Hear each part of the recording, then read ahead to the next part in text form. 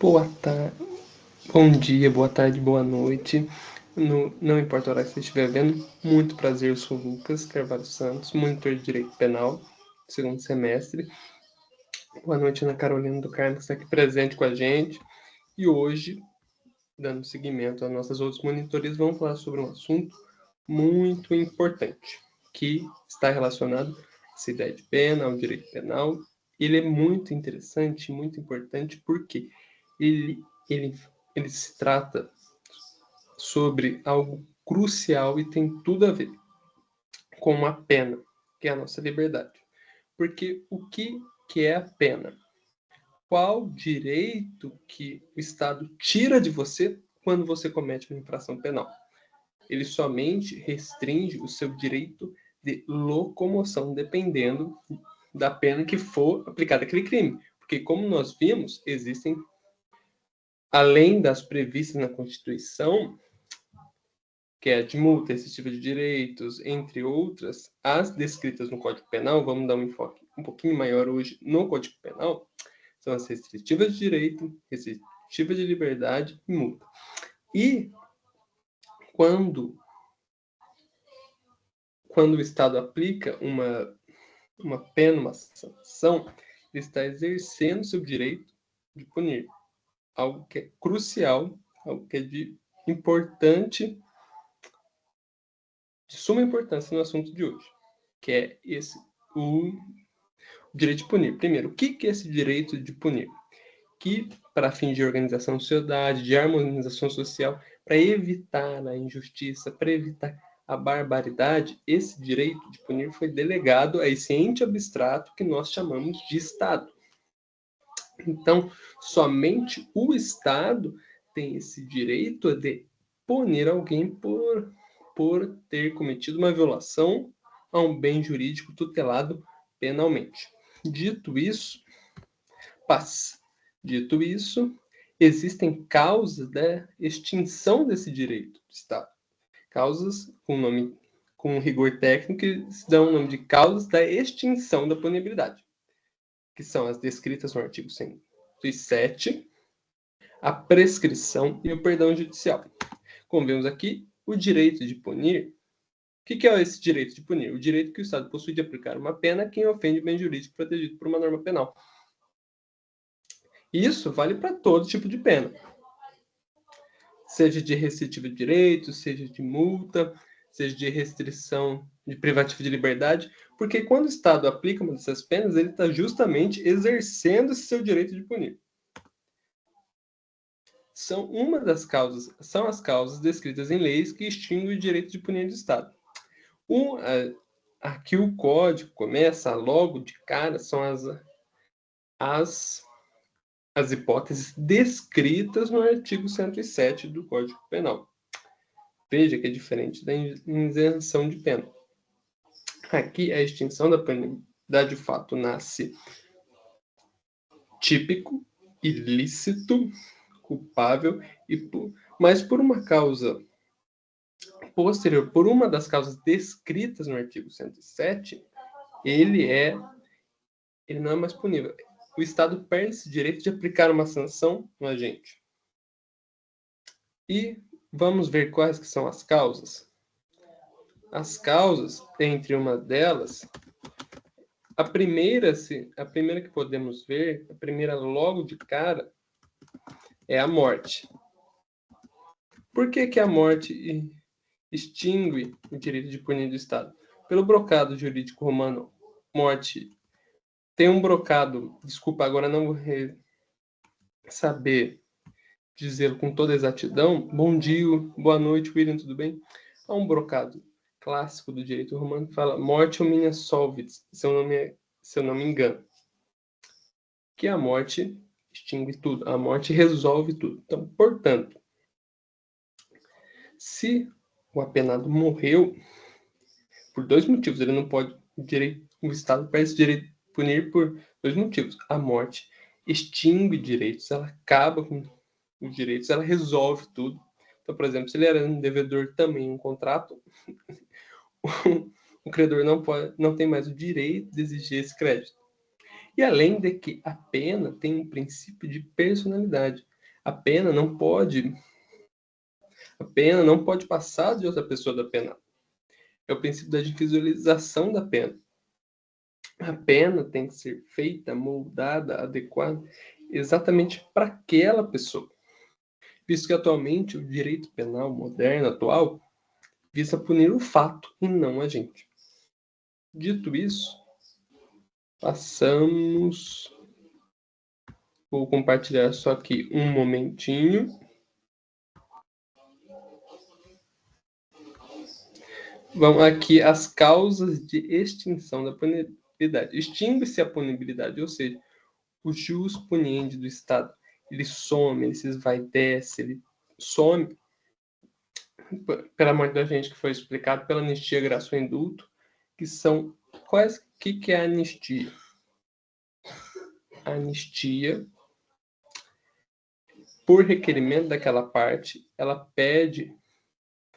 Não, mentira, voltando aqui. A anistia é um ato de perdão daquele fato para um indivíduo específico, geralmente feito por lei do Congresso Nacional. A anistia esquece o fato.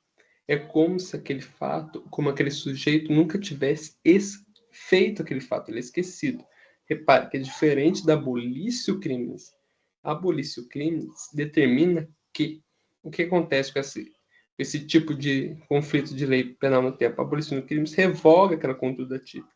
Ou seja, a sociedade entendeu que aquela conduta não ofende mais nenhum bem jurídico, ela não tem mais aquele potencial ofensivo todo. Sendo assim, não tem mais sentido definir aquela conduta como crime, porque não é mais ofendida, não é mais usual que aconteça aquela conduta. Hoje tem-se o entendimento que aquela conduta não fere bem jurídico algum, por exemplo, como o perfeito exemplo do adultério. Atualmente, hoje, adultério não é mais crime. Por quê? Porque a sociedade passou, com a evolução, passou a entender que aquilo nem era uma conduta tão grave assim.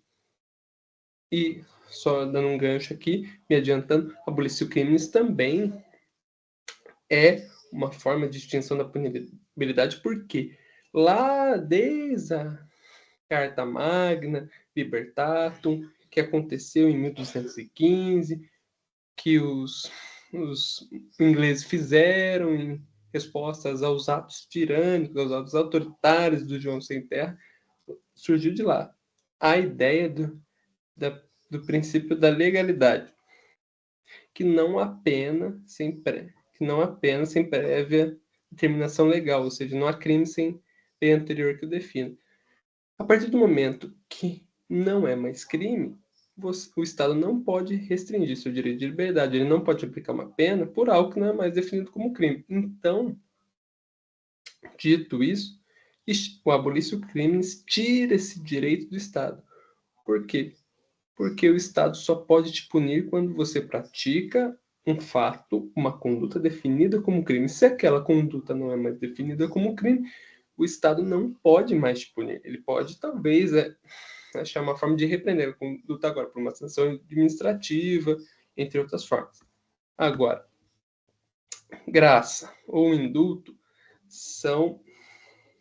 Graça, vamos pensar, indulto é por uma clemência. Qual que é a ideia? Primeiro, essa ideia do indulto, veja que na anistia é feita por uma lei federal com iniciativa do Congresso Nacional. Enquanto a graça ou indulto é deliberadamente feita pelo presidente da República, como está descrito no artigo 84, inciso 12 da Constituição. O indulto.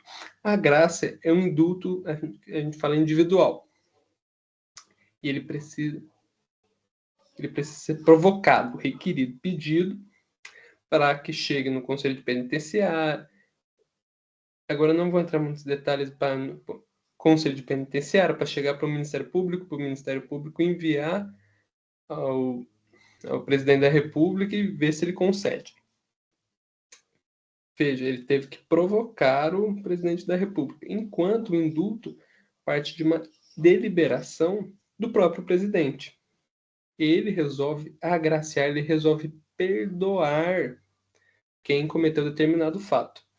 Por exemplo, que é devido, caso não vai dar para mostrar aqui agora, mas é tradição na cultura brasileira o presidente dar um indulto de Natal. Depois vocês pesquisem indulto Natal Temer no navegador que vocês preferirem. E esses institutos surgiram para mostrar para o líder, para o governante mostrar a sua bondade e a bondade e poder apaziguando os ânimos. Porque esses institutos também foram criados para quando vê que o castigo que foi imputado a eles, ou seja, a pena, eu sei que a pena atualmente não tem mais caráter de castigo, mas para fins didáticos aqui, vamos colocar assim, na realidade é exagerado, porque quando o Poder Judiciário aplica a lei, na maioria das vezes, principalmente antigamente, aplica-se a fria letra da lei, não se tendo em mente, não se tendo em conta as consequências reais daquilo. Então, por exemplo, quando é imposta a alguém uma pena de 4 anos, não se pensa as consequências, não se olha como é realmente o sistema carcerário. O presidente ou o governante, vendo esse sistema, vendo que na prática é algo cruel, é algo que está exagerando, que está passando os limites, ele, para mostrar benevolência e poder e acalmar a sociedade, acalmar os ânimos sociais, que também vê que está tendo um exagero, está exacerbando o sofrimento do apenado, ele, ele concede esse perdão. Eu vou usar aqui esse perdão, não confundir com perdão judicial. Pela retroatividade da lei que não considera mais o fato criminoso, é aquela história que nós falamos sobre abolício crimes. Em resumo, só para a gente dar um fresh air, um refresh, nem faz muito tempo assim, o Estado só pode te punir, o Estado só pode aplicar uma pena em você se a conduta que você praticou for posterior, ou seja, for depois que determinada lei determinou essa conduta é crime, pena de tal, tal. Ponto. A partir que o Estado, a coletividade revoga essa lei, ou seja, essa lei não vale mais, ela é revogada, o Estado não pode mais punir. Porque o Estado só pode punir por uma atitude considerada como crime, por uma conduta determinada como crime na ordem jurídica daquele país. Então, por exemplo, se nos Estados Unidos adultério ainda é crime, lá você vai ser punido. Aqui, não mais. E isso, abolício crimes, abolição daquela conduta, não extingue esse direito de punir do Estado. Pela prescrição, que eu não vou entrar em muitos detalhes agora, porque a gente vai entrar depois, mas em suma, é quando o Estado, prescrição, em termos, sem querer me aprofundar, em termos gerais, assim, é a perca daquele direito pela inércia do titular. O titular fica tanto tempo, tem um tempo determinado em lei para fins de segurança jurídica das relações sociais, para você ir a juízo postular esse direito, fazer valer esse direito. Passado esse tempo, você não tem mais direito de ir a juízo pedir para que o Poder Judiciário efetive, faça valer esse direito. Correto? Essa é a prescrição. Depois ela, artigo 189 do Código Civil. Agora, isso vale a mesma coisa para o Estado. Quando ele não exerce seu direito de punir no prazo prescrito por lei, ele perde esse direito, ou seja, portanto, ele perde o direito de punir. A decadência se aplica somente aos crimes de ação privada, ou seja, aqueles que o Estado delegou a titularidade, veja, delegou a titularidade da ação penal, ou seja, quem é o titular da ação penal, como nos crimes de calúnia ou difamação e injúria, os crimes contra as honras, a titularidade, ou seja, o dono da ação, quem pode postular a ação mediante queixa ou representação, é a pessoa privada, é a pessoa, não é mais o Estado. Porém, o direito de punir ainda é do Estado. Correto? Então, e a decadência é quando ele não exerce esse direito. Transcorre o tempo e ele não representa ou não oferece queixa. E deixa passar o tempo. E os prazos decadenciais estão descritos no artigo 103 do Código Penal, que dá o prazo de 6 meses. Vamos ler aqui comigo. Ó. Salvo disposição expressa em contrário, o ofendido decai do direito de queixa de representação se não exerce dentro do prazo de 6 meses. Esse direito sai, esse direito vai embora. Contado o dia em que veio a saber quem é o autor do crime. Ou no caso do parágrafo 3º do artigo 100 desse Código, do dia que se esgota o prazo para o oferecimento da denúncia. Vamos ler. Parágrafo 3º do artigo 100. A ação de iniciativa privada pode intentar-se nos crimes de ação pública se o Ministério não oferece no prazo na denúncia legal. Ou seja, a decadência é quando o titular da ação privada não exerce o direito de queixa dentro de 6 meses. Ele não exercendo esse direito de queixa em 6 meses, ele perde o direito, que é diferente da prescrição. Prescrição você não perde o direito, mas você perde o direito de exercê-lo. Coloca assim, na decadência você perde o direito.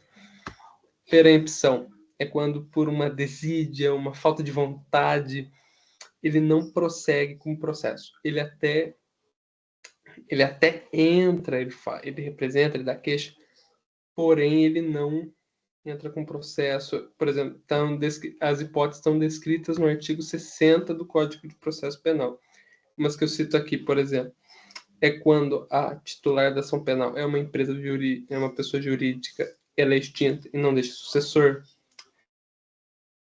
Ou quando ficar só com essas duas hipóteses, mas depois, por favor, vão dar uma olhada no artigo sobre a decadência 38 do Código de Processo Penal e 60 sobre a perempção no Código de Processo Penal. Ou quando ele deixa de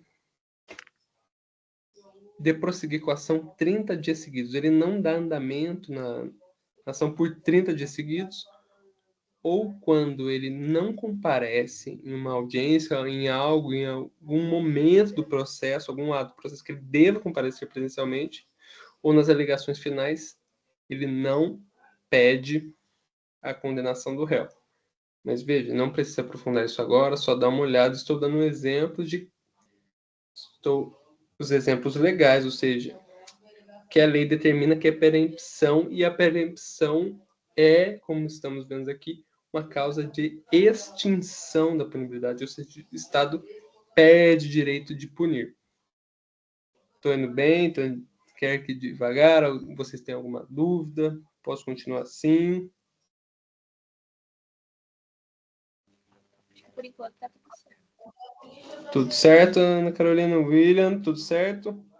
Posso seguir? Tudo certo, pode continuar, pode continuar. Então tá ótimo. Então vamos lá.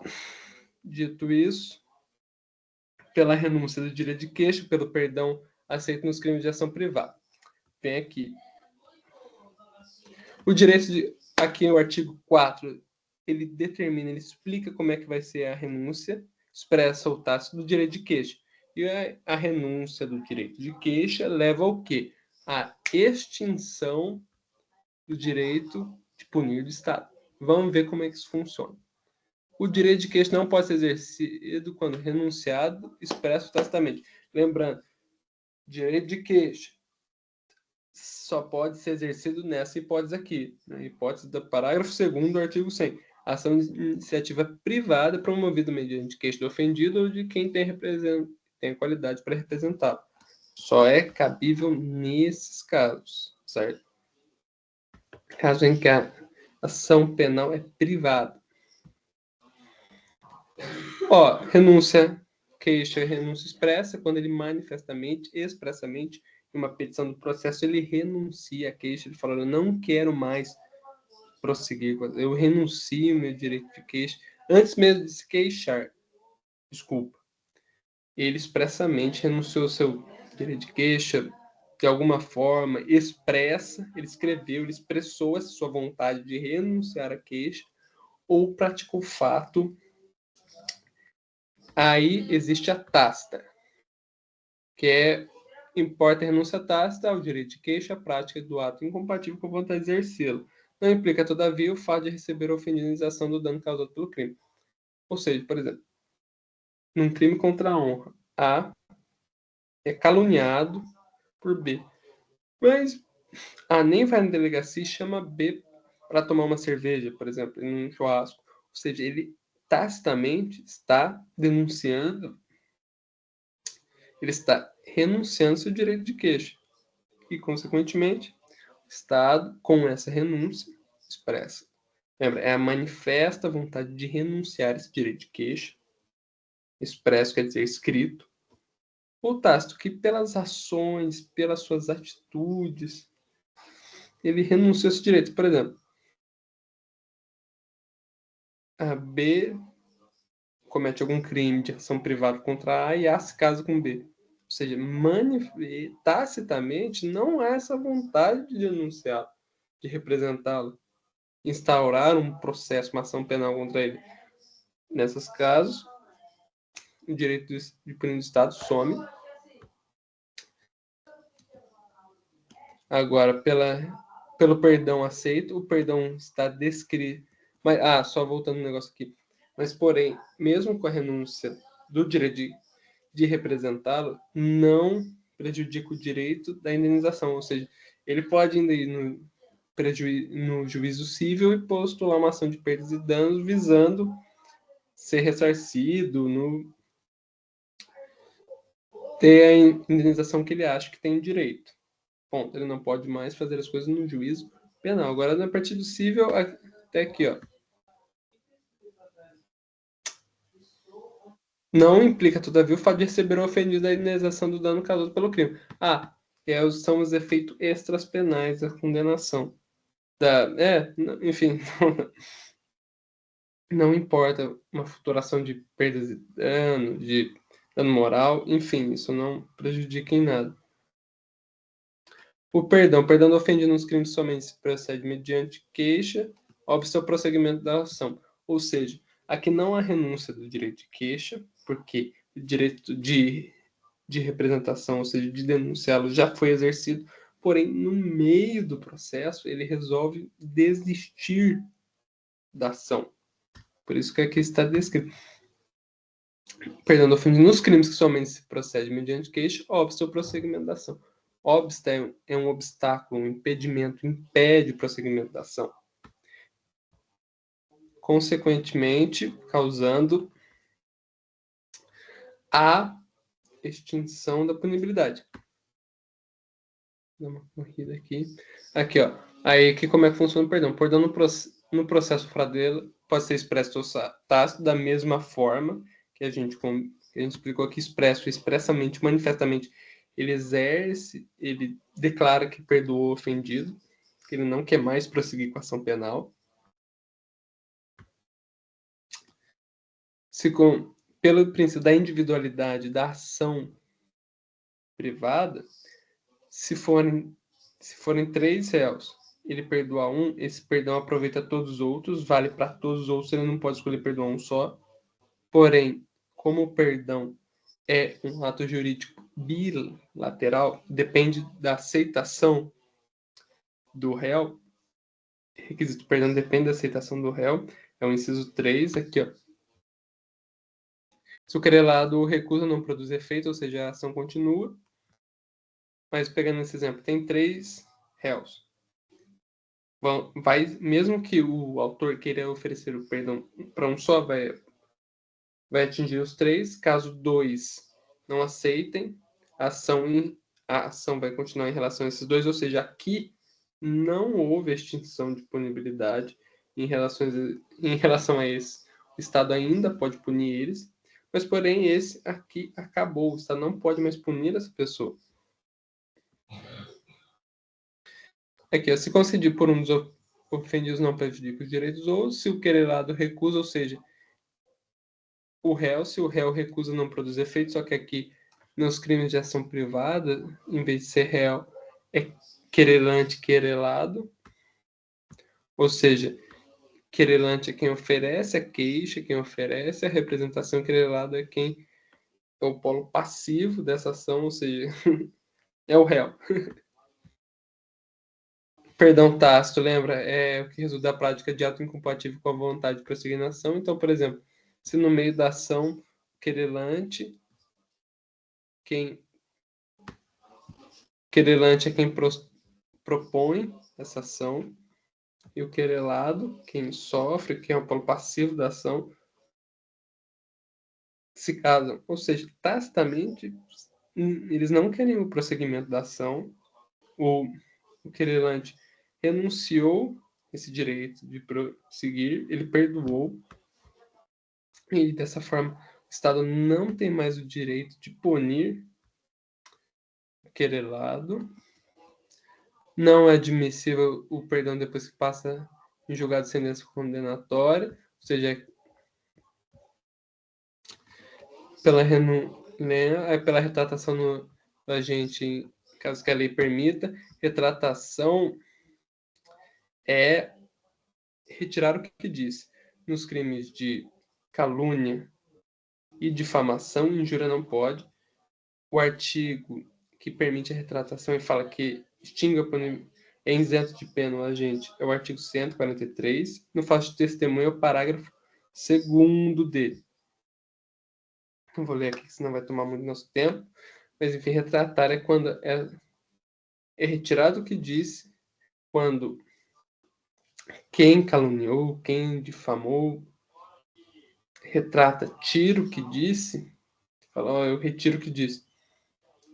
Ou quem provocou falso testemunho, falso perícia, retira o que disse, falando é extinta a punibilidade. O Estado não pode mais puni-la. Pelo perdão judicial nos casos previstos em lei, então são as hipóteses em que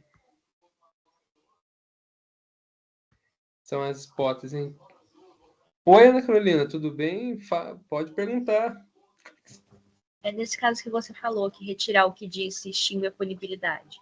Quando tem repercussão em rede social, a pessoa tem que fazer alguma coisa para reparar esse dano? Sim, sim.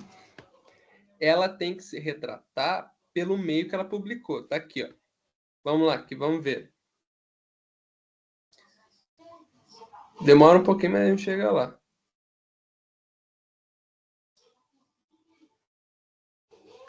Aqui, ó. É calúnia e difamação. Nos crimes de injúria não é possível a retratação. Aqui, ó. Retratação. O querelado, ou seja, querelado por quê? Porque esses são crimes de ação privada. O titular da ação penal é uma pessoa física, não é mais o Estado ou pessoa jurídica. Não é mais a pessoa do Estado. O Estado mesmo transferiu para ele a titularidade da ação, não a titularidade do exercício do direito de punir. Aqui, ó. O querelado que antes da sentença se retrata cabalmente da calúnia e difamação fica isento de pena. Parágrafo 1. Nos casos em que o querelado tenha praticado calúnia ou a difamação utilizando este meio de comunicação, e vamos colocar aí internet, WhatsApp, Instagram, jornal, que seja, a retratação dar-se-á se assim desejar o ofendido, ou seja,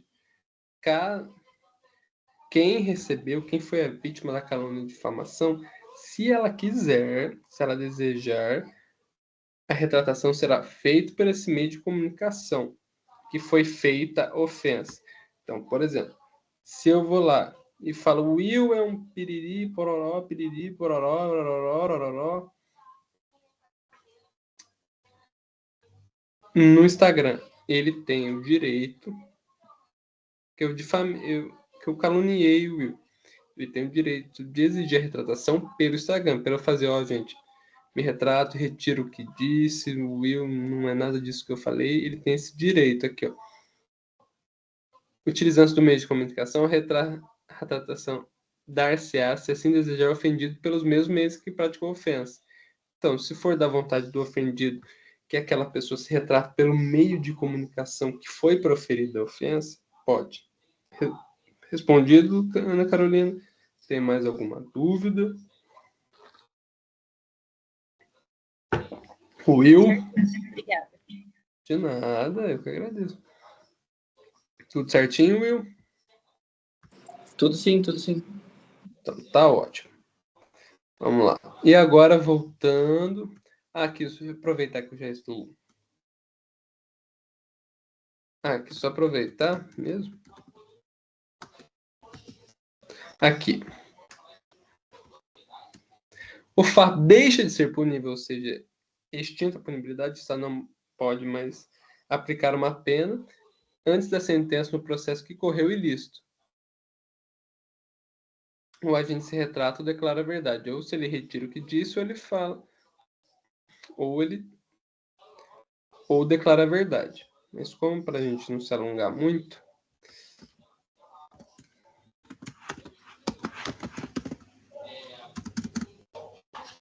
isso, beleza. Aí o perdão judicial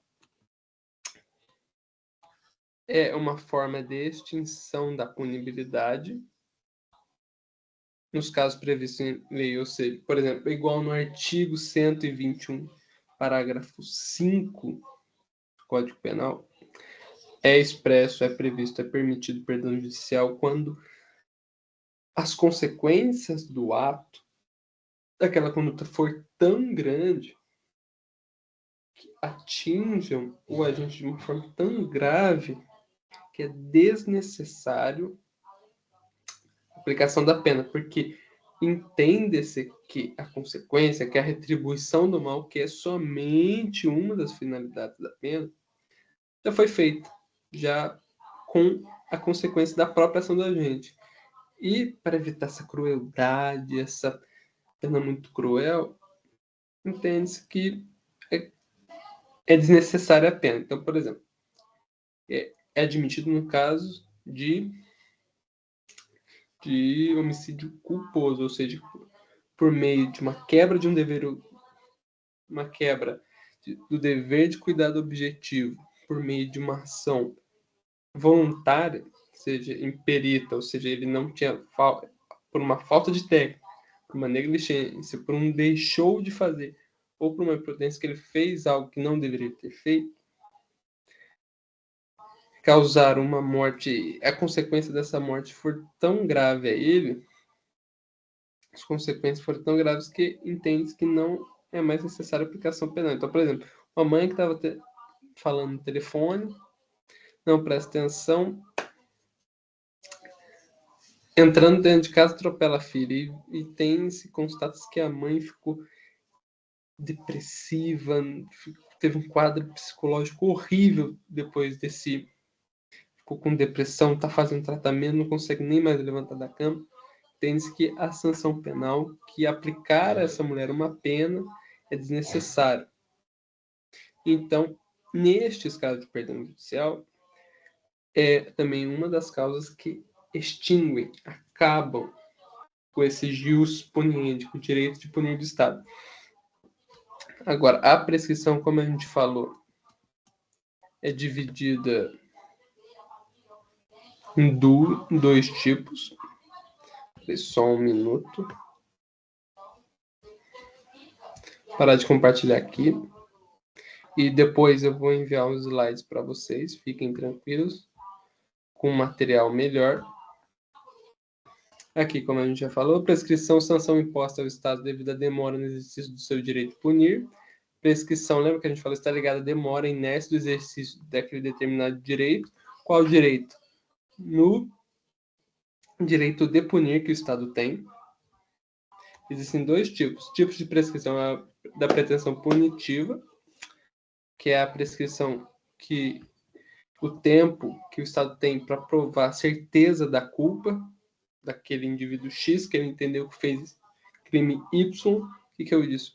Provar, pelo entendimento, a culpa em lato sensu. A culpa em sentido amplo, lato sensu, engloba tanto dolo, que a gente sabe o que é aquela intenção de causar o resultado, de deliberada, consciente de praticar aquele ilícito, de atingir aquele resultado, e a culpa, que é por meio de uma imprudência, uma negligência, uma imperícia, uma quebra de dever de cuidado objetivo, por meio de uma ação. Engloba isso. O Estado tem um tempo X, e esse tempo X, porque não é produtivo, não é que não seja produtivo, não é, por falta de tempo, não é bom que a gente ficar lendo muitos artigos, vocês vão ler, é o tempo descrito nos artigos, no artigo 109 do Código Penal, com o entendimento do STJ, que na pena cominada, porque tem a pena em abstrato. O que é a pena em abstrato? A pena descrita, que a gente vê ali no preceito secundário. É tipo, de 12 a 30, de 1 a 5, aquela é pena em abstrato. A pena em concreto é a pena que efetivamente vai ser efetivada, vai ser que aquele réu vai sofrer, vai ter aquela pena. Com as causas de ameaça de penas, com as qualificadoras. Aquilo é a pena em concreto. Então, para o STJ, vale depois da pena em concreto.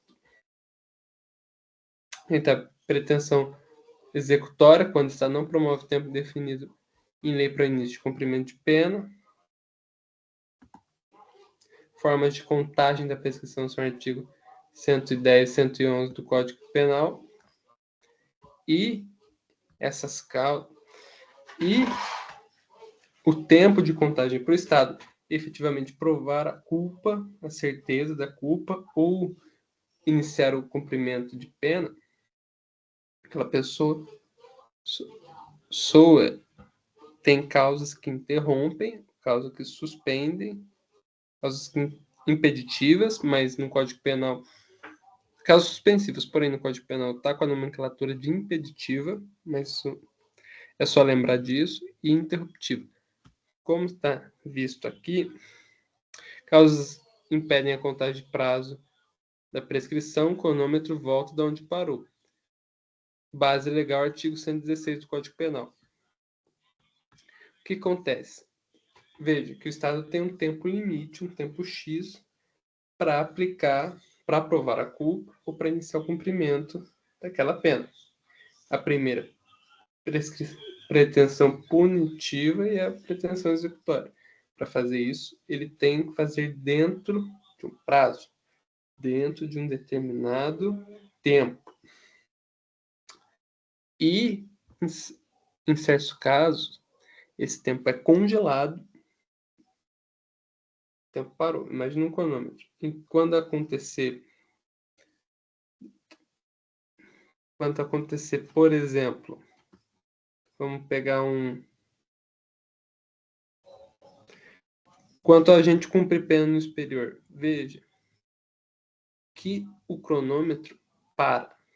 Ele para e fica no tempo que parou.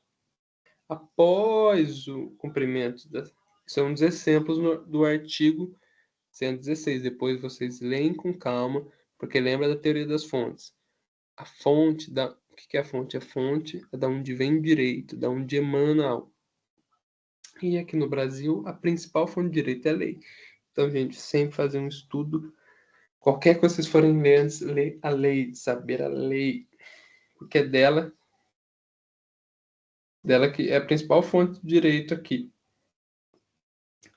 Depois vocês vão ler. Depois vocês leiam com calma. Dito isso, a prescrição, as causas suspensivas ou impeditivas que estão no artigo 116 fazem esse cronômetro parar. Por exemplo, nas penas que forem, se eu não me engano, as penas que a pena máxima for maior que 12 anos, o Estado tem 120, tem 20, a prescrição em 20 anos, o Estado tem 20 anos para provar a culpa, fazer iniciar o cumprimento de sentença, o cumprimento da pena, em 20 anos se a pena é maior a 12. Maior a 12. Então, imaginamos a causa impeditiva que o preso esteja durante 5 anos preso no exterior. Congelou-se esses 15 anos.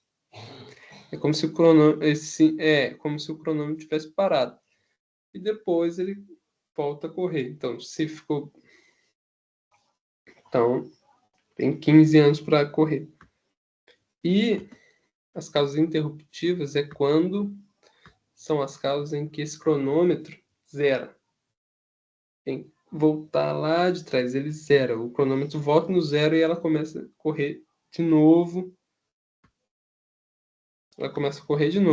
Já ela não é suspensa.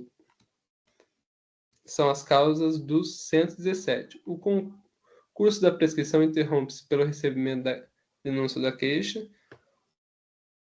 Por exemplo, nesse momento, quando a denúncia ou queixa é oferecida, o cronômetro zero, ele volta a correr tudo de novo. Enquanto diferente da causa impeditiva ou suspensiva, o cronômetro para da onde parou.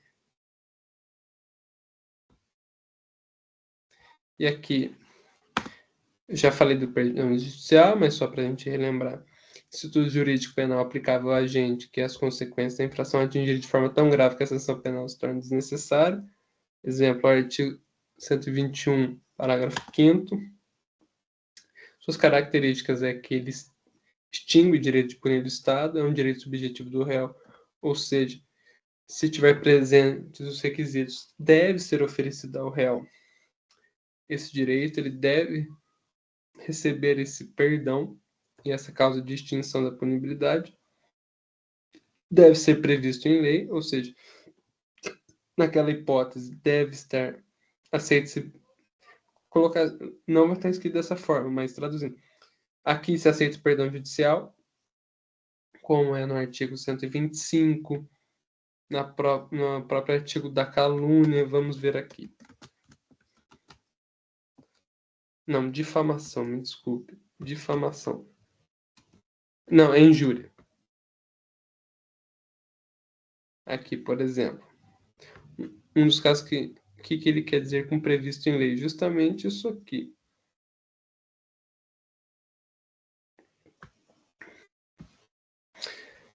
Injuriar alguém ofendendo a dignidade ou decoro, ou seja, é simplesmente ofensa por ofensa. Aqui, ó, o juiz pode deixar de aplicar a pena, ou seja, caso de perdão judicial, quando ofende de forma reprovável, provocou diretamente a injúria, caso de retorção imediata que consistia em outra injúria. Não vou me aprofundar aqui porque a aula ainda não é de crimes contra a honra, mas veja, isso é o previsto em lei. Se a possibilidade legal, ou seja, se o artigo de lei permite a aplicação do perdão judicial, tem que ser concedido e o perdão judicial extingue a punibilidade. Acaba com esse direito de punir do Estado. Alguma dúvida? Tudo correto? Podemos passar para os exercícios? Pode sim. Então tá, vamos lá.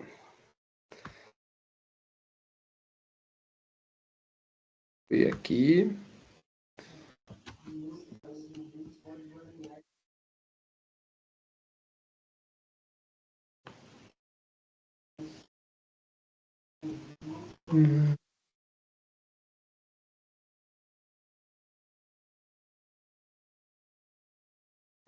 Na maioria dessas coisas, vamos ver essa aqui, ó.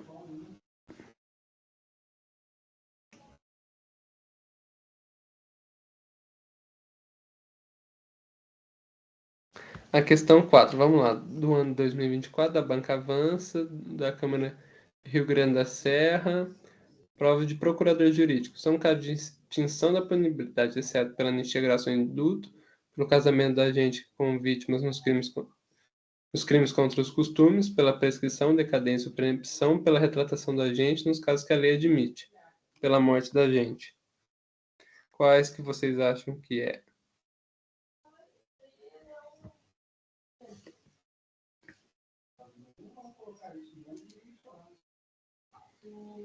Não é pelo casamento?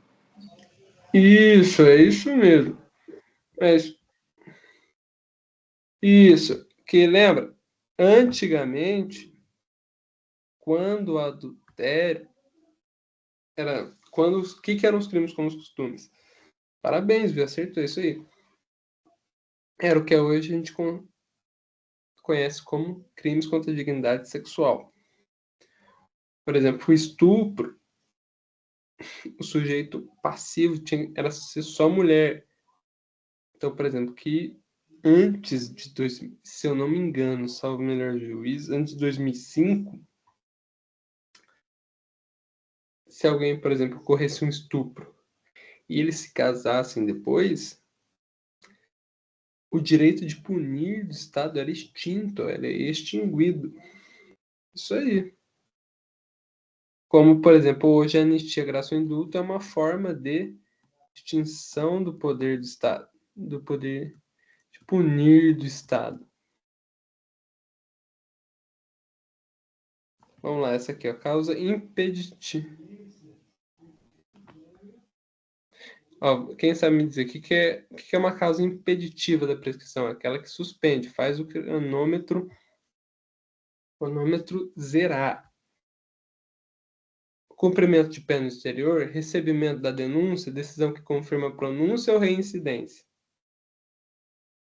Ó, lembra que é uma banca da VUNESP, de juiz para o Tribunal de Justiça de São Paulo.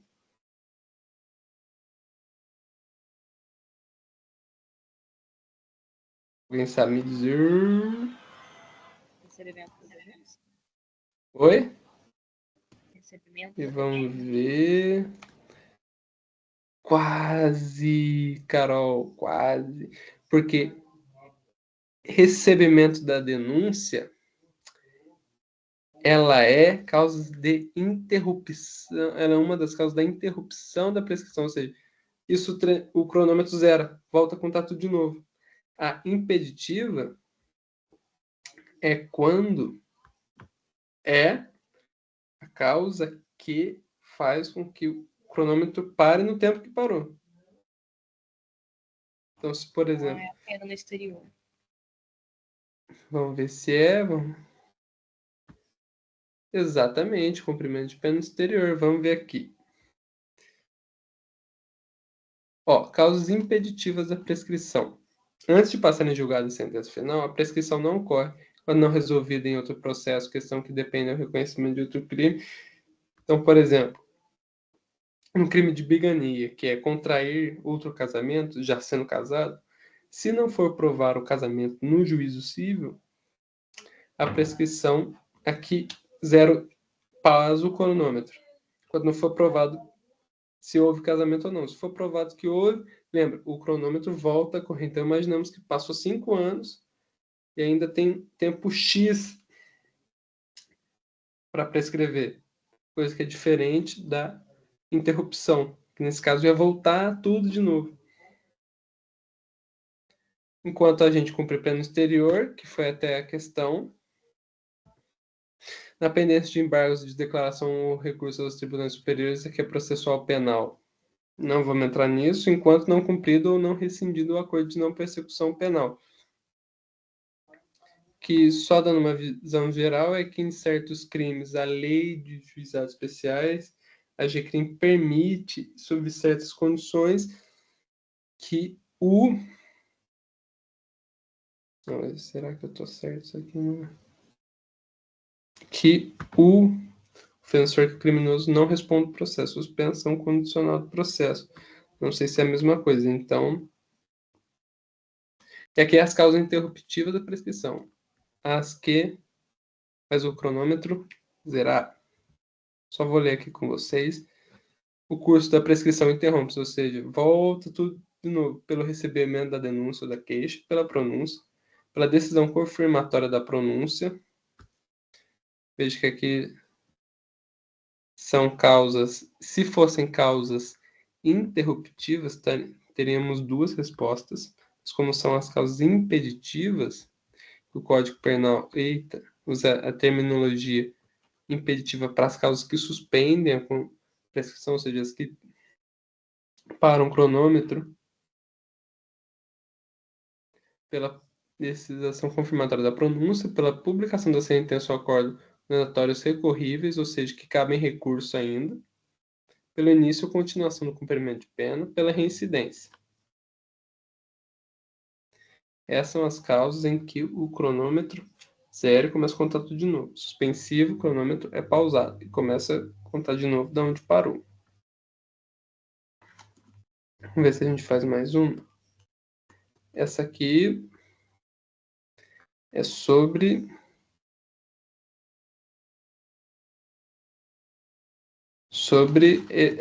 pura decoreba. Sobre os prazos que estão descritos no artigo 109. Vamos lá. No Código Penal, em relação ao crime cuja pena é superior e não excede a 8, a prescrição de transitar em julgado a sentença final, ressalvadas decisões legais, ocorrerá em quanto tempo? Procurador Municipal da Banca Ivine, Prefeitura de Santarém, 2024. Então, em relação a um crime cuja pena máxima é superior a 4 e não excede a 8, a prescrição ocorre em quanto tempo? Vocês têm alguma ideia?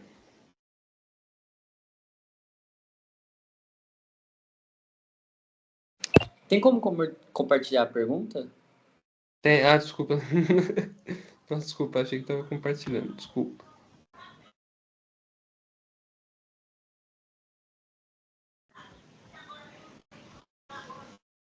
Aqui, ó, em 2024, Banca Ivim, Prefeitura de Santarém, Prefeitura de Santarém, Procurador Municipal. Nos termos do Código Penal, em relação ao crime cuja pena máxima é superior a 4 anos, não excede a 8, a prescrição de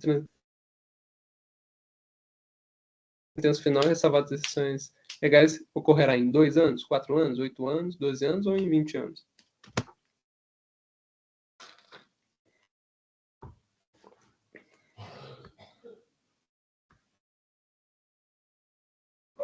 Em 12 anos?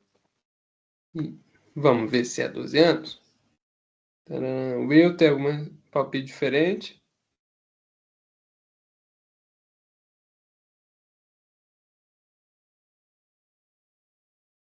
Parabéns, é que 12 anos. Aqui, vamos ver. Aqui, ó. A prescrição antes de transitar em julgado a sentença final, salvo o disposto no parágrafo 1º do artigo 110 desse Código, regula-se pelo máximo da pena privativa de liberdade combinada ao crime.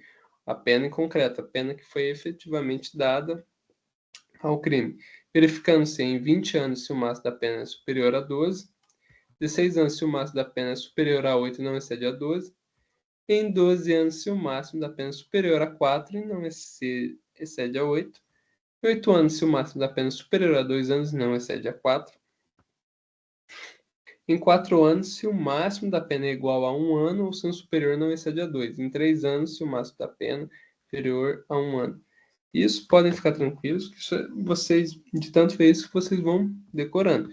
Lembrando que é a pena combinada, ou seja, a pena efetivamente aplicada àquele crime.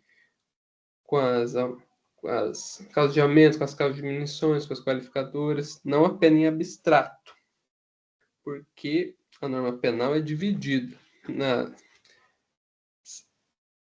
Como é que é? Esqueci agora. No preceito primário e preceito secundário. O preceito primário é a conduta descrita como crime.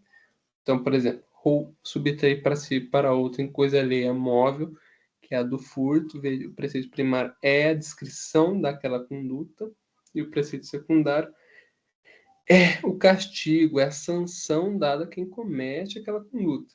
Então, a prescrição começa pelo que a gente leu aqui.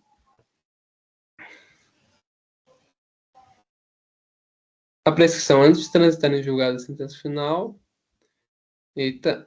deste Código, regula-se pelo máximo da pena privativa de liberdade combinada ao crime, ou seja, a pena que efetivamente foi dada. Não. Vamos pegar aqui, ó. É calúnia. Pode ser. Veja. Aqui é o preceito primário, ou seja, o fato descrito como crime, e aqui, preceito secundário, a sanção, o castigo, a forma de prevenção dada a esse crime. Outra coisa legal, vamos ver aqui, lembra? O juízo você acho que já fazem ideia do que é, mas vamos ver o que é um procurador, porque às vezes pode ser uma carreira que você se interessa.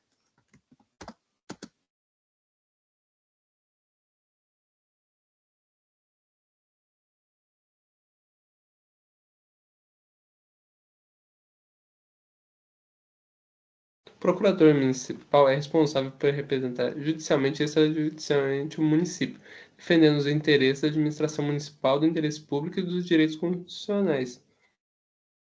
Porque também é interessante ter esse assunto sobre as funções, o que cada pessoa faz, por exemplo, o que o juiz faz, o que o promotor faz, o que um procurador municipal faz, o que um técnico jurídico, o que um assistente jurídico faz, um advogado, um revisor, enfim, para vocês já irem tendo noção, sei que vocês tem tempo ainda, mas para vocês já ir criando uma noção do que vocês querem, para vocês querem concurso público, advocacia, interessante ver essas outras áreas. Gente, tudo certo, tudo bacana, sem alguma dúvida, tudo bacana. Tudo certo. Tudo certo, né? Tá ótimo.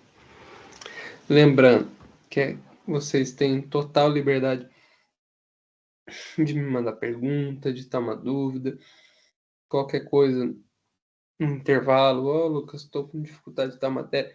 Aquela coisa que eu falei na sala de vocês.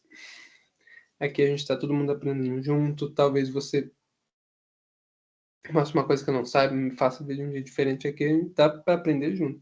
Então, pode me mandar um WhatsApp, uma mensagem, eu tô com dúvida nisso, me ajuda. A gente ajuda, a gente estuda. E outra coisa, pode me procurar no intervalo, estou sempre na biblioteca. Outra coisa, isso aqui é um complemento. O estudo não se finda, ele não se resolve aqui. Então, por exemplo, muito provavelmente, sendo bem sincero, eu vi a monitoria do Lucas, sei tudo de prestação, decadência, de extinção. Não, não sabe. Que é um complemento, a gente quer ajudar para agregar no seu conhecimento um estudo aprofundado da matéria, da lei, da doutrina e da jurisprudência. Isso aqui, conteúdo de ajuda, é um conteúdo complementar, não é o conteúdo último em si. Para aquela coisa, sempre buscar melhorar, sempre buscar progredir. Essa coisa. Pode me procurar, sempre estuda mais. Vou enviar o material para vocês aqui. Eu agradeço a presença de vocês. Muito boa noite, muito obrigado.